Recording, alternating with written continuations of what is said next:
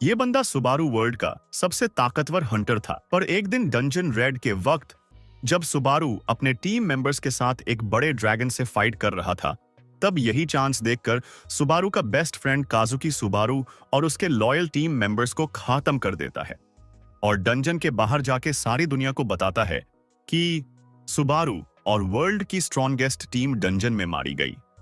और इस सब के बाद काजुकी वर्ल्ड का टॉप हंटर बन जाता है। पर स्टोरी में ट्विस्ट तब आता है जब फ्यूचर में सुबारू एक बार फिर से अपनी आंखें खोलता है, जहां पर वो पहले से बहुत वीक है, पर अपने टीम मेंबर्स का बदला लेने के लिए सुबारू फिर से दुनिया का टॉप हंटर बनने के लिए ट्रेनिंग स्टार्ट करता है। हमारी स्टोरी स्टार्ट होती है जहां पर हमें एक डंजन टावर के 8वें फ्लोर पर कुछ हंटर्स देखते हैं जो आज ये फ्लोर क्लियर करने आए हैं। तभी उनका लीडर उन्हें रुकने का ऑर्डर देता है। इस हंटर का नाम काजुकी क्यूजो है और वो 6th रैंक हंटर है। जैसा कि तुम सब जानते हो, आज हम यहां पर इस फ्लोर के गार्डियन को मारने आए हैं। अगर हम उसे खत्म नहीं कर सके तो हम नेक्स्ट फ्लोर तक कभी नहीं पहुंच सकेंगे। वो ये सब बोल ही रहा था कि उतने में वहां पर कुछ और हंटर आते हैं जिन्हें सब ब्लू ओने के नाम से जानते हैं।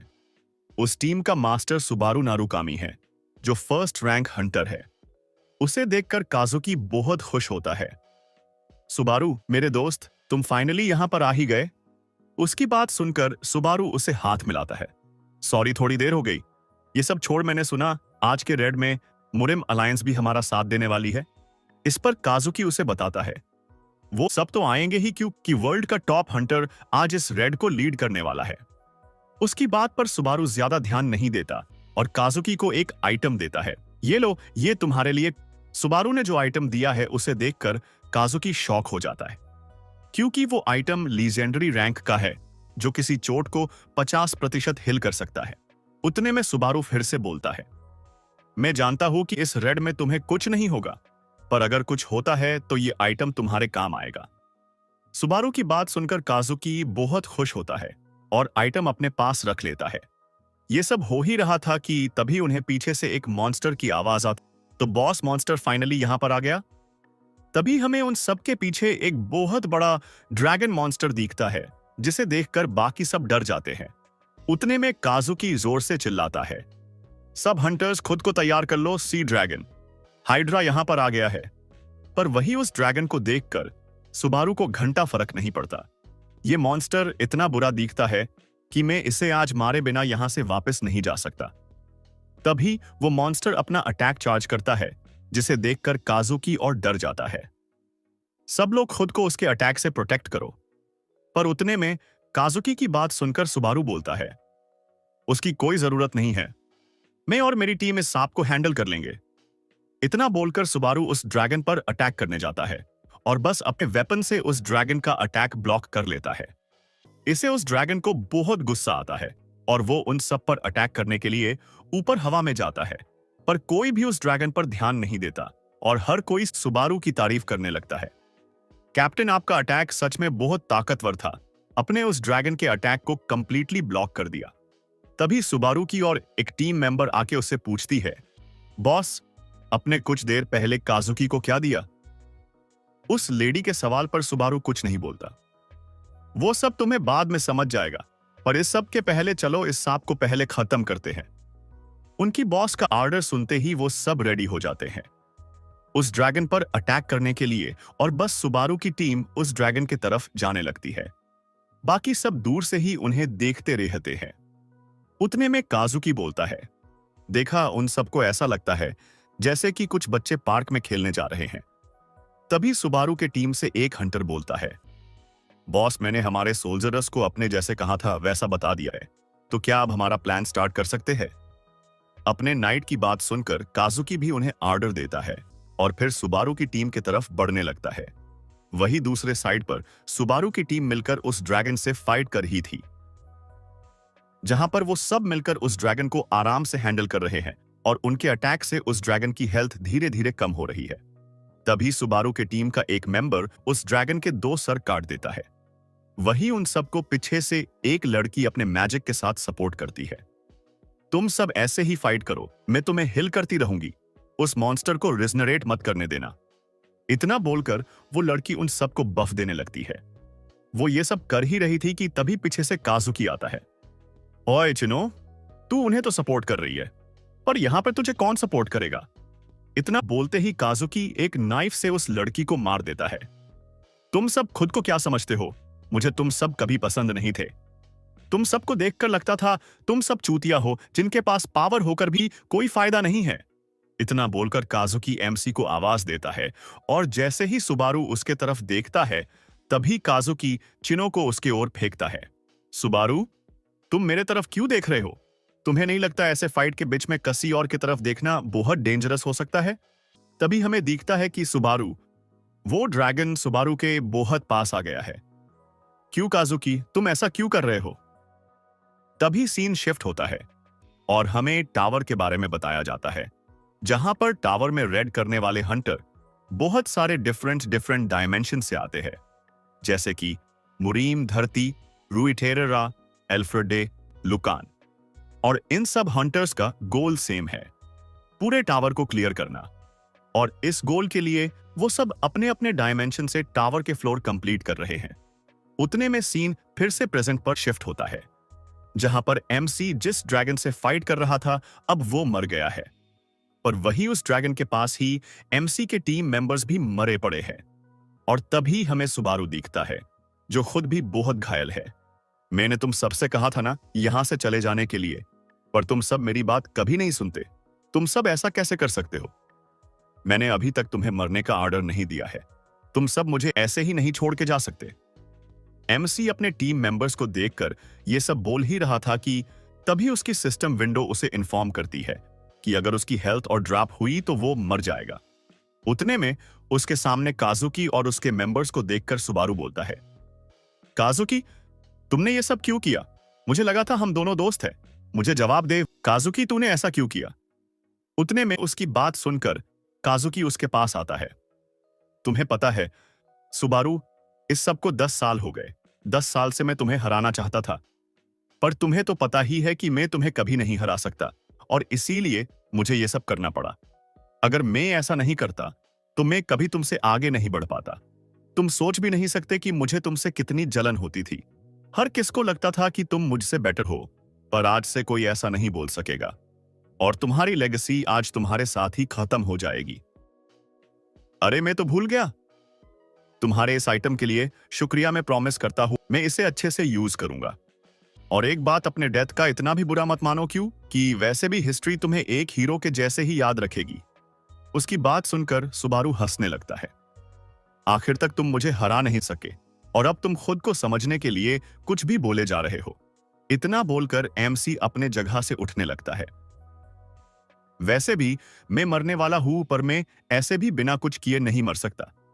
इतने में एमसी अपनी सिस्टम विंडो ओपन करके एक वेपन निकालता है और अपने बचे कूचे ताकत के साथ काजुकी के टीम पर अटैक करने लगता है, जहां पर वो बस अब और 4 ही बार अपना वेपन यूज कर सकता है। पर अपने कुछ बचे मेंबर्स को बचाने के लिए एमसी वो भी करने के लिए तैयार है। वही सुबारू को फिर से खड़ा देखकर बाकी सब हंटर डर जाते हैं, पर यही चांस देखकर एमसी अपने टीम मेंबर्स को बहुत दूर फेंक देता है। ये सब देखकर काजुकी अपनी नाइट्स को ऑर्डर देता है, उन सबको पकड़ो, याद रहे उनमें से कोई भी यहां से बाहर नहीं जाना चाहिए। उसका ऑर्डर सुनकर वो सब उन्हें पकड़ने जा ही रहे थे कि तभी एमसी अपनी स्किल यूज करता है। तुम सबको क्या लगता है तुम सब यहां से जिंदा वापस जाने वाले हो? तुम सबको सच में लगता है मैं तुम्हें ऐसे ही छोड़ दूंगा? जो भी हो, मैं तुमसे आधे लोगों को तो मेरे साथ ले ही जाऊंगा। उतने में उसे देखकर काजुकी बोलता है, अरे यार सुबारू, तू चुपचाप मरता क्यों नहीं? तभी उसकी बात सुनकर एमसी बोलता है, मुझे नहीं पता इस चूतिया काजुकी ने तुम सबको इसके लिए क्या रिवॉर्ड देना का प्रॉमिस किया है, पर अच्छा होगा अगर तुम इस सब के लिए मरने को भी रेडी हो तो, क्योंकि अब इस पॉइंट से मैं यहां से किसी को नहीं जाने दूंगा। सुबारू की बात सुनकर वो सब डर जाते हैं और उस पर अटैक करने के लिए उसके तरफ बढ़ते हैं, पर उनमें से कोई भी उसे छू भी नहीं पाता, क्योंकि वो कुछ कर सके इससे पहले एमसी उन्हें मार देता है। एमसी के लाइफ उन सबको हैंडल करना इतना हार्ड नहीं है, पर उसकी हालत खराब होने के वजह से वो उन सबको ज्यादा देर तक रोक नहीं पाएगा। और अगर वो और ज्यादा टाइम तक फाइट करेगा तो वैसे ही मर जाएगा। ये सब सुबारू सोच ही रहा था कि तभी उसके पीछे से एक हंटर उस पर अटैक करता है। उस अटैक से एमसी की हेल्थ और ड्रॉप होती है और एमसी नीचे गिरने ही वाला होता है कि उतने में एक और हंटर सुबारू पर अटैक करता है और उस हंटर के पीछे पीछे बाकी सभी एमसी पर अटैक करने लगते हैं। उतने में एक हंटर बोलता है, हमने कर दिया, हम सब ने मिलकर वर्ल्ड के स्ट्रॉन्गेस्ट हंटर को मार दिया। यह सुनते ही एमसी बोलता है, अबे चूतिया क्या बोल रहा है, तूने किसी को मार दिया। इतना बोलकर एमसी अपनी स्किल एक साथ उन सब पर यूज करता है। उसके अटैक से उसके पास वाले सब हंटर मर जाते हैं, पर इतना सब करने के बाद सुबारू भी नीचे बैठ जाता है। वही उसे देखकर बाकी सब हंटर बहुत डरे हुए हैं। ये सब क्या हो रहा है, अभी भी ये इतना ताकतवर कैसे क्या है, सच में टॉप रैंक हंटर सुबारू एक मॉन्स्टर है। वही उन सब की बात सुनकर काजुकी एमसी की तरफ देखता है और सोचता है, मुझे नहीं लगा था इसे हराना इतना आसान होगा। जो भी हो, अब डरने की कोई जरूरत नहीं है, वैसे भी सुबारू जल्दी ही मर जाएगा। तभी दूर से साइड सुबारू की हेल्थ और ड्रॉप होती है, पर फिर भी एमसी अपनी पूरी पावर यूज करके काजुकी पर अटैक करता है। उस अटैक को देखकर काजुकी भी शॉक हो जाता है, पर इस अटैक के साथ सुबारू भी खत्म हो जाता है और वो आखिरी पालों में सोचता है, शीट यार, मैं इस काजुकी को मरते हुए भी नहीं देख सका। वो सब छोड़ो, अब मेरे साथ क्या होगा। मुझे लगा मैं तो मर गया, तो क्या मरने के बाद भी इंसान ऐसे ही सोचता रहता है? क्या अब मैं ऐसे ही रहूंगा? एक मिनट, ये इतनी बुरी स्मेल कहां से आ रही है? तभी हमें देखता है कि एमसी एक कचरे के डिब्बे से बाहर निकलता है। वही खुद को जिंदा देखकर एमसी शॉक हो जाता है। ये सब क्या हो रहा है? क्या ये कोई और दुनिया है? तभी उसके सामने उसकी सिस्टम विंडो ओपन होती है, जिसमें उसके इंफॉर्मेशन है, जहां पर उसके सारे स्टैट्स अब कम हो गए हैं। पर उतने में सुबारू का सर दर्द करने लगता है और उसे उसके नए बॉडी की पास्ट मेमोरीज दिखती है, जहां पर हर कोई उसे बोल रहा था कि जैसा उसका नाम है वैसा ही पास्ट में 20 साल पहले एक हीरो का नाम था, पर वो अब उस हीरो का 1% भी नहीं है। ये सब इंफॉर्मेशन मिलते ही सुबारू शॉक हो जाता है। क्या मुझे मरे 20 साल हो गए हैं? इसका मतलब ये बॉडी किसी और की है और मैं कोई सपना नहीं देख रहा। ये सब सोचते सोचते एमसी उस कचरे से बाहर निकलने लगता है, पर उतने में वो नीचे गिर जाता है। तभी उसे नीचे गिरते ही उसके पास एक डिवाइस दिखाई देता है। उस डिवाइस को सुबारू उठा लेता है। वो डिवाइस एक्चुअली एक फोन जैसा है। उस डिवाइस को ओपन कर दे। एमसी अपने गिल्ड के बारे में सर्च करता है, जहां पर उसे पता चलता है कि उसकी गिल्ड अब काजुकी ने टेक ओवर कर ली है और पहले के सब मेंबर्स 20 साल पहले हुए डंजन रेड में मारे गए हैं। तभी ये सब पता चलते ही एमसी शॉक हो जाता है। क्या ये साला काजुकी अभी भी जिंदा है? तभी हमें बहुत साल पहले का सीन दिखता है, जहां पर काजुकी और एमसी एक जगह पर बैठकर बातें कर रहे थे। तो क्या हो गया? तुमने मुझे इस टाइम पर यहां पे क्यों बुलाया है? एमसी का सवाल सुनकर काजुकी बोलता है, सुबारू, मैंने इस गिल्ड को छोड़ने के बारे में सोचा है, तो क्या तुम मेरे लिए बाकी सबको ये न्यूज बता दोगे? इस टाइम पर उन्हें देखकर हम समझ सकते हैं कि वो दोनों बहुत अच्छे दोस्त थे, जो एक दूसरे को समझते थे और एक दूसरे से चीजें शेयर करते थे। एटलीस्ट सुबारू को तो ऐसा लगता था। इसके बाद काजुकी ने उस गिल्ड को छोड़ दिया और अपनी एक नई गिल्ड बनाई जिसका नाम ब्लू जोन था, और अब प्रेजेंट में उनकी इंफॉर्मेशन देखकर सुबारू शॉक हो जाता है, क्योंकि पिछले 20 सालों से अभी तक वो 9वें फ्लोर पर ही है। मतलब सुबारू के जाने के बाद वो नेक्स्ट फ्लोर को क्लियर ही नहीं कर सके। उतने में उस इंफॉर्मेशन में एमसी को उसके घर के बारे में पता चलता है, जहां से पर उसके घर को अब उसके लिए मेमोरी हॉल बना दिया है, जहां पर लोग उसे याद करने के लिए विजिट करते हैं। उस न्यूज को पढ़कर सुबारू भी वहां पर पहुंच जाता है। इन लोगों ने सच में ऐसा कुछ भी किया है मेरे लिए? मुझे अभी भी इस सब पर भरोसा नहीं हो रहा है। उतने में एमसी उस बिल्डिंग में जाता है जहां पर और भी बहुत सारे लोग आए हैं। उन सब को देखकर सुबारू और शॉक हो जाता है। मुझे याद रखने से इनका क्या मतलब है, और ये सब ऐसा क्यों कर रहे हैं? क्या मेरे मरने के बाद में इन सब के लिए एक एडवर्टाइजमेंट प्रोडक्ट बन गया? ये सब वो सोच ही रहा था कि तभी उसे एक जानी पहचानी आवाज आती है, और जैसे ही वो ऊपर देखता है तो उसे काजुकी का वीडियो दिखता है, जो उनके दोस्ती के बारे में कुछ भी चुतियापा बोल रहा है। वो सब सुनकर एमसी को बहुत गुस्सा आता है। तो बस मुझे और मेरे दोस्तों को मारकर भी खुश नहीं हुए, जो अब तुम ये सब भी कर रहे हो। मैं तुम्हें नहीं छोड़ूंगा, तुमने जो क्या है और जो कर रहे हो उस सब के लिए मैं तुम्हें कभी माफ नहीं कर सकता। तुम बस मेरा वेट करो, क्योंकि जल्दी ही मैं फिर से तुम्हें मारने के लिए आ रहा हूं। और इसी के साथ एमसी फिक्स कर लेता है कि वो अपना बदला काजुकी से लेकर रहेगा। फिर चाहे जो हो, वो इस सेकंड चांस को वेस्ट नहीं करेगा। उतने में पीछे से सुबारू को एक बच्चे का धक्का लगता है और वो बच्चा नीचे गिर जाता है। तभी एमसी उसे उठाने जाता है। अरे क्या तुम ठीक हो?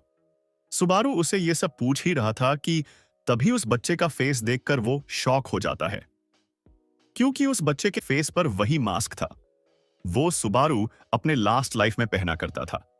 उतने में वहां पर उस बच्चे के पेरेंट्स भी आ जाते हैं। मिनातो, क्या तुम ठीक हो? तुम्हें चोट तो नहीं लगी ना बेटा? एमसी उस बच्चे के पेरेंट्स को देखकर भी शॉक हो जाता है, क्योंकि उन्होंने भी वही सेम मास्क पहना है। तभी एमसी शॉक में अपने आजू बाजू के लोगों को देखने लगता है, जहां पर हर किसी ने वही सेम मास्क पहना है।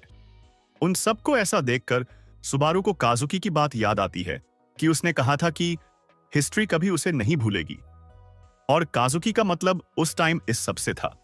और अब ये सब देखकर एमसी को और भी ज्यादा गुस्सा आ रहा है कि काजुकी ने लोगों से बस झूठ नहीं कहा, उसने उन्हें इतना मैनिपुलेट किया है कि वो सब उसका ऑर्डर बिना कुछ समझे फॉलो कर रहे हैं। एमसी इस सब के बारे में सोच ही रहा था कि तभी उसे एक जगह पर बहुत भीड़ दिखती है, क्योंकि वहां पर वो सब लोग मिलकर सुबारू के फोटो को देखकर प्रार्थना कर रहे, जैसे कि सुबारू को भगवान हो। ये सब एमसी दूर से देख ही रहा था, पर उतने में उसे उसके फोटो के नीचे के मिस्टीरियस फ्लावर दिखता है। जैसे देखते ही सुबारू उसके तरफ भागने लगता है और अपने फोटो के पास जाके उस फ्लावर को उठा लेता है। क्या ये तुमने यहां पर रखा है, शिगुरे असागिरी? पर तभी सीन शिफ्ट होता है और हमें एक बिल्डिंग के ऊपर एक हंटर दिखता है। तो इस साल भी हम जैसे तैसे बच गए। तो तुम्हें क्या लगता है, ऐसे हम और कितने टाइम तक खुद को बचा सकेंगे? उसकी बात सुनकर उसकी पार्टनर बोलती है, वो सब तो मुझे पता नहीं, पर अगर तुम ऐसे ही उलटी सीधी चीजें करते रहे तो हम जल्दी ही पकड़े जाएंगे। और क्या सच में हमें ये सब हर साल करने की जरूरत है? तुम्हें सच में लगता है सुबारू अभी तक जिंदा होगा और वो तुम्हारा फ्लावर देखकर समझ जाएगा कि तुम अभी भी कहीं पर हो? उसकी बात सुनकर वो हंटर बोलता है, मुझे नहीं पता वो अभी भी जिंदा है या नहीं, पर अगर वो अभी भी यही कही है तो उस फ्लावर को देखकर वो जरूर समझ जाएगा, और वैसे भी मैंने उसे मरते हुए नहीं देखा है। उसकी बातें सुनकर उस लेडी हंटर को बहुत गुस्सा आता है। उस फ्लावर से सुबारू का तो पता नहीं, पर काजुकी जरूर हमें एक ना एक दिन ढूंढ लेगा। और वैसे भी अगर सुबारू सच में अब तक जिंदा होता तो हमें 20 साल तक वेट नहीं करना पड़ता। तभी सीन शिफ्ट होता है, जहां पर अब शाम हो गई है। उतने में हमें सुबारू दिखता है, जो बहुत थक गया है, और उसके हाथ में वो फ्लावर देखकर लगता है वो उस फ्लावर को चुरा के भाग रहा था। तभी एमसी वहां से अपने घर जाता है, जहां पर बॉडी का पहले वाला ऑनर रहा करता था। उस घर में जाकर सुबारू अपने दोस्तों के बारे में और रिसर्च करने लगता है, पर उसे कुछ भी नहीं मिलता है। पर उस फ्लावर को देखकर एमसी समझ गया है कि उसके कुछ दोस्त अभी भी जिंदा है और वो कहीं पर छिपे हुए हैं, और जरूर काजुकी के वजह से ऐसा कर रहे हैं। पर फिलहाल एमसी उनकी मदद नहीं कर सकता, क्योंकि सुबारू अब पावरलेस है, और अगर वो अपने दोस्तों को बचाना चाहता है तो उसे फिर से पहले जितना ताकतवर होने की जरूरत है। तभी सीन फिर से 2 दिन बाद पर फोकस होता है, जहां पर हमें ट्यूटोरियल एग्जाम हॉल दिखता है, जिसमें के बंदा जिसका नाम हुगार है वो एक हंटर कैंडिडेट की एग्जाम ले रहा है। सच कहूं तो तुमने ये स्टेज जैसे तैसे कंप्लीट की है, पर अभी तुम्हें और स्टेजेस कंप्लीट करनी पड़ेंगी। क्या तुम सच में टावर क्लाइंब करने के लिए नेक्स्ट एग्जाम देना चाहते हो?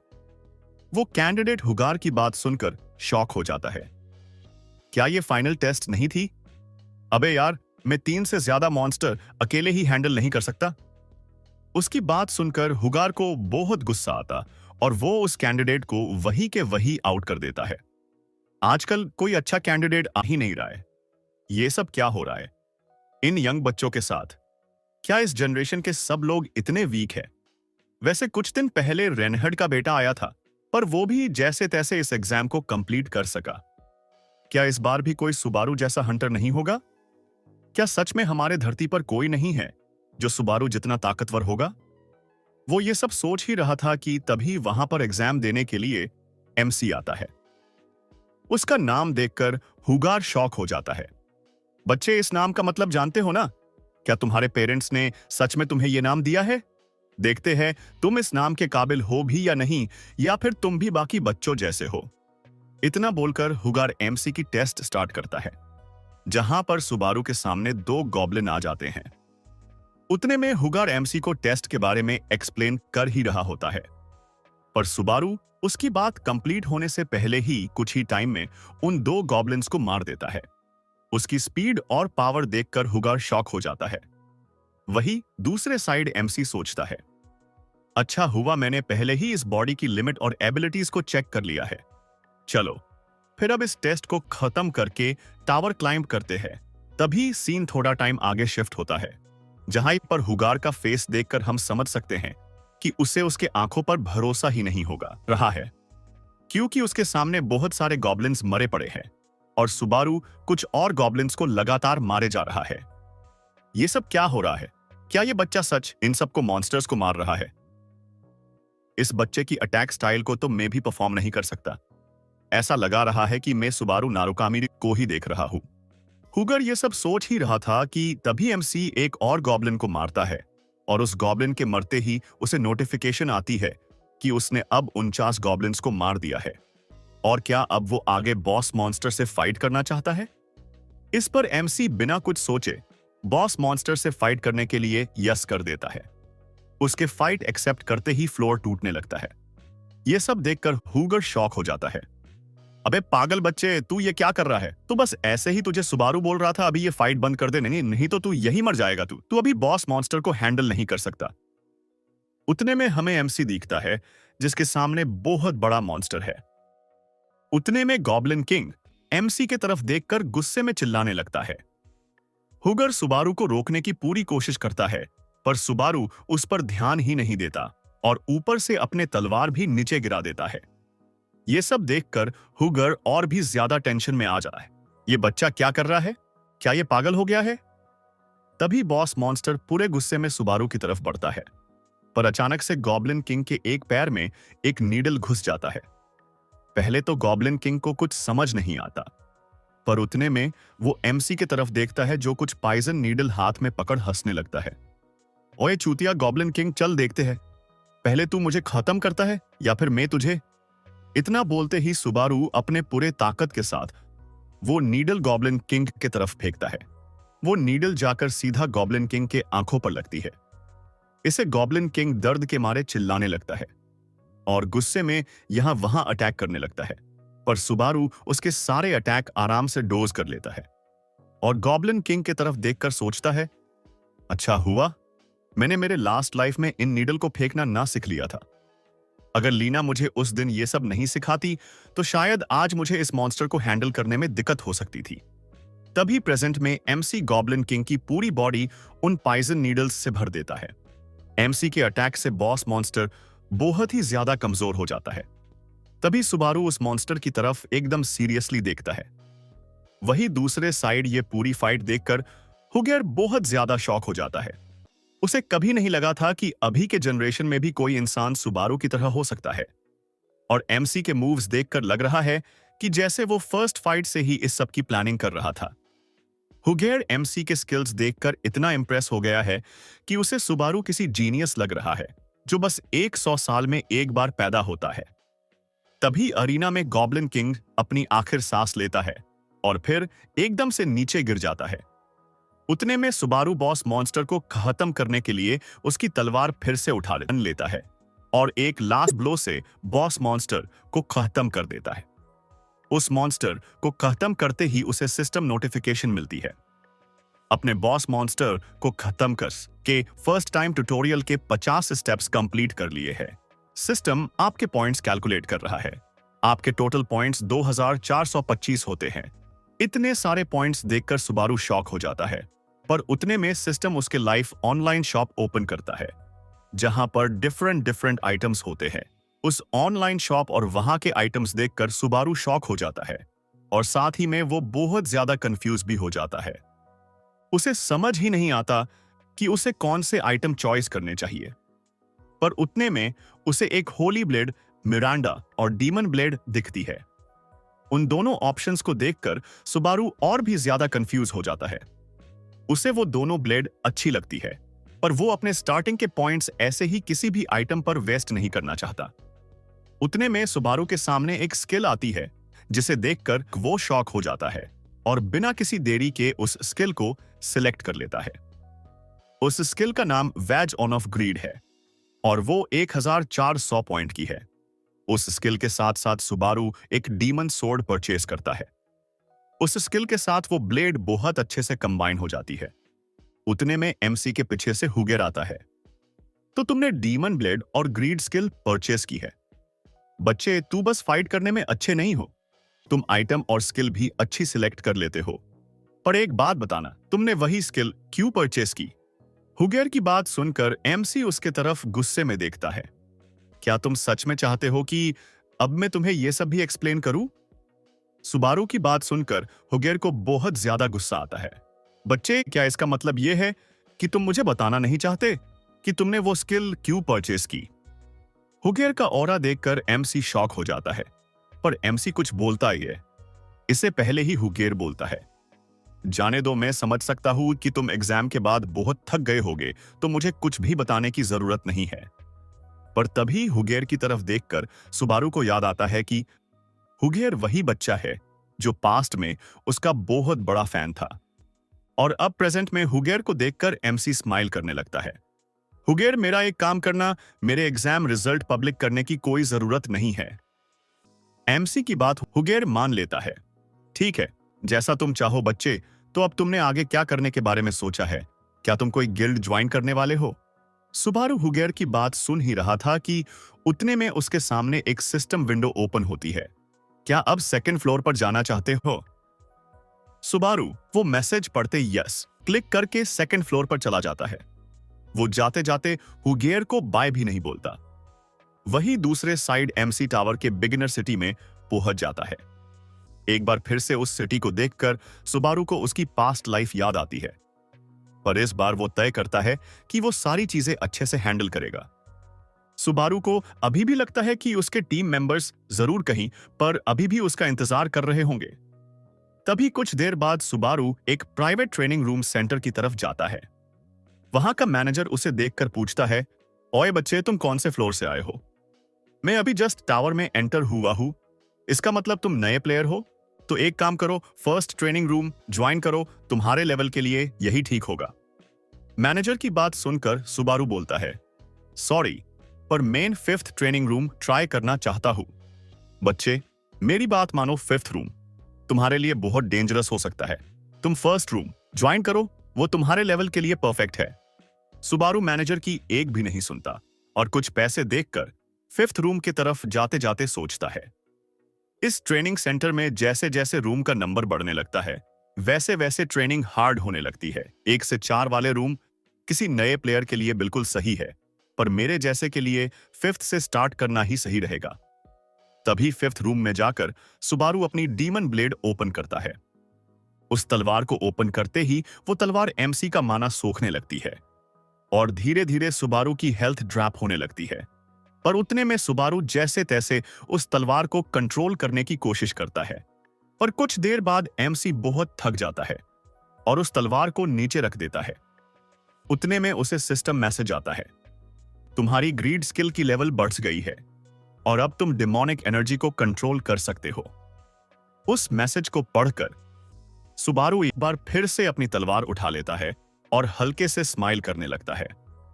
फाइनली अब आएगा ना मजा, चलो देखते हैं ये तलवार और क्या क्या कर सकती है।